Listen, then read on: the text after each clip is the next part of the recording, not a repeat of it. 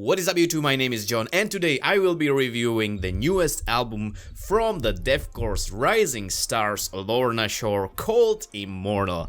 Now before I begin this review, I just want to say a few things, actually one very important thing.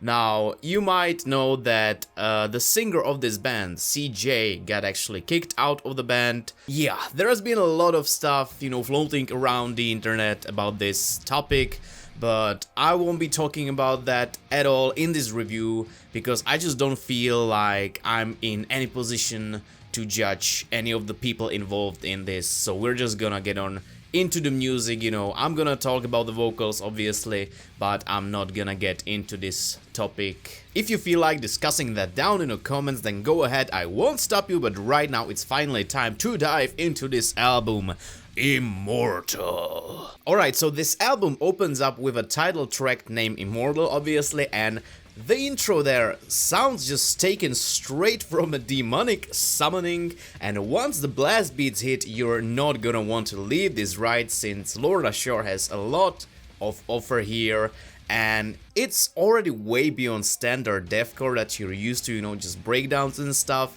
And while in the first half of the song we have the usual stuff, verse, pre-chorus, chorus, then repeat, there is still variety in the very first half of the song. For example, the first verse consists mostly of growls, and the second one is more scream heavy, and actually I believe those are just purely screams there. And then the amazing guitars fade, very melodic by the way, melodic guitars just fade into what is actually a very powerful and memorable chorus that just strikes you with such a heavy force that I did not expect. And that is also one of the fun things about this song, that not a single chorus in this song sounds the same. There is always something a little bit different, maybe just the drum pattern, maybe there is just blast beats, maybe it's just a very simple drum pattern.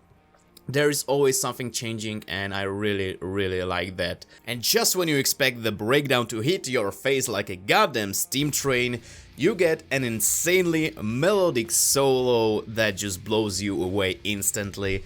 And at the end of that solo, the breakdown finally hits, and it hits hard.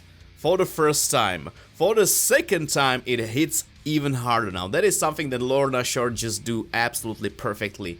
The way they incorporate these breakdowns into basically every single song on this album is just genius, because it's just incorporated in a way that makes it even more powerful, and it's already way too goddamn powerful as it is. And also the symphonic elements that you heard in the beginning are also present in the outro, where you have a symphony playing a melody and then the guitar just joins in on that melody, and then it all gets together, it all gets heavy, even with some vocals at the end, and it's just the perfect way to close this song.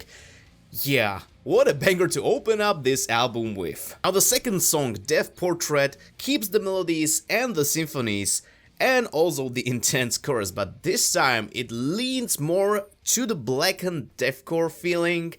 It's nasty, and when that chorus arises back from one of the breakdowns, it just feels so very majestic. And another fantastic solo in this song that just has the right balance of shred and melody. And whatever happens at the end there, it's basically almost inhuman vocally, and it's one of the strongest, most disgusting breakdowns that I've ever heard. Holy shit. Next on the list is the song This Is Hell. Now, if you listen to Hell, this might be just the thing that you will hear.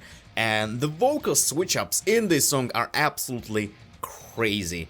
From nasty gutturals to goblin black metal-ish screams, and talking about black metal, parts of the chorus sound very black metal-like, and the vocals are just so fast in some places. I was like, how the hell? And when those extremely fast and layered vocals get isolated for a few seconds before the breakdown in this song hits, oh boy. That is the moment when you know that this ride is far from over. Also, this song contains another great solo that just kinda jumps at you out of nowhere, and it still manages to melt your face in the process. Now the next song on the list is Hollow Sentence, and Hollow Sentence has one of my favorite symphonic lines on the whole album, and the way the vocals in this song are just placed around these relentless double bass patterns is just awesome.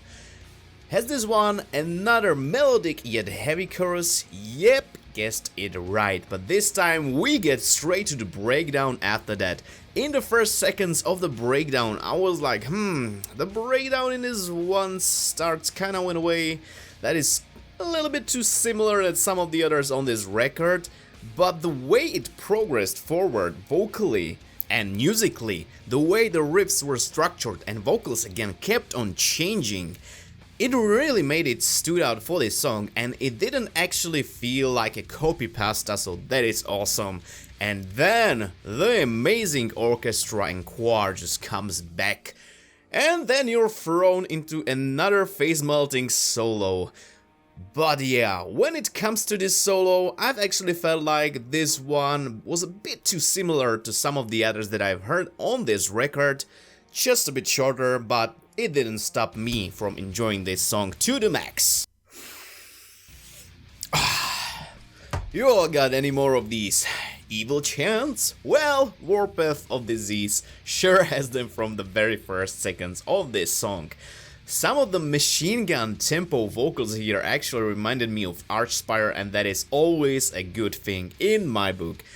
The way they let these little silent spaces in this song ring out in the breakdown here is so goddamn effective, and overall this is just another brutal track with, again, a strong chorus, but at this point I needed something that would break, the usual Lorna Shore formula even more, even just for like a few seconds. The long drawn out notes in the back of the next song, Misery System, already sounded promising, but then I got a little worried when the breakdown monstrosity started crawling out of hell, like, is this going to sound the same like some of these other breakdowns that I've heard on this record?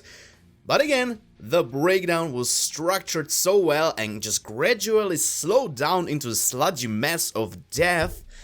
And then back to the chorus, I just can't help it, this works on me, the black magic works on me. But bruh, they were not done at all. They melted the song down to just the drawn out notes in the distance. Then they added a snippet of a simple riff, then vocals, and then it all just explodes in your face.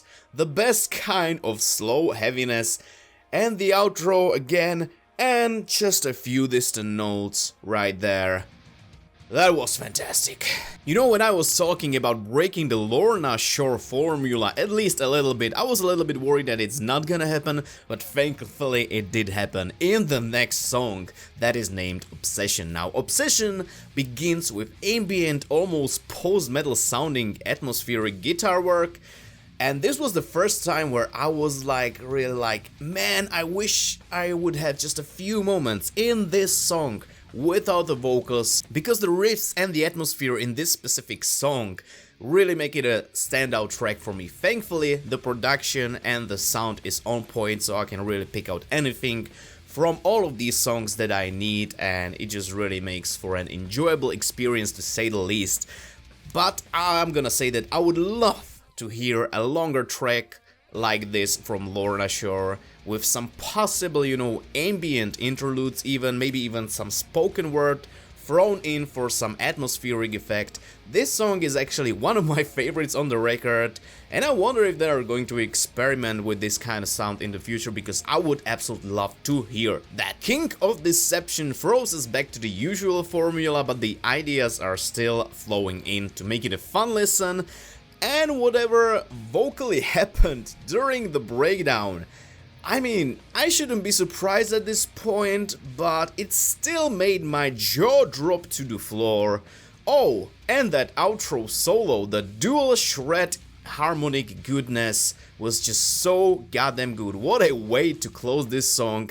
Definitely another one of my favorites on this song. It's not too long, not too short, just the perfect amount of deathcore, blackened deathcore, symphonic deathcore, whatever, it's just awesome, okay?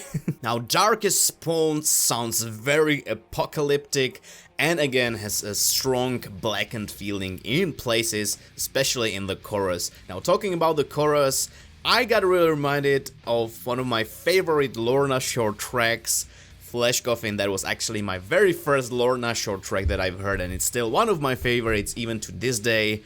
And we get a nice solo leading into another nasty breakdown. I mean, at this point, you think I would be bored, but still, I'm not bored. They always find a way to spice up their breakdowns, their solos, and they just did it so well that I'm able to enjoy them every single time and not just having that feeling that it's some kind of copy pasta.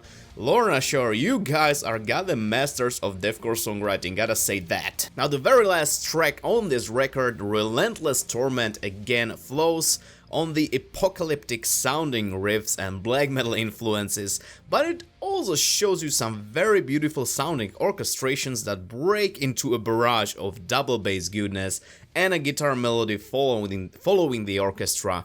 While it's not my favorite song on this record, it just serves really well as an album closer. So yeah, that is it for Lorna Shore Immortal. Now I was honestly not sure if I would be able to digest a whole deathcore album in one go, because if there's too many breakdowns and not enough exciting musical things happening apart from gutturals and chuggy guitars, I would get bored real fast. But thankfully Immortal is definitely not the case, and even though sometimes I felt like some breakdowns and solo structures kinda sounded like something that I've heard before, I still think that this whole album is just taking the deathcore genre in a very exciting direction. Now just one more thing.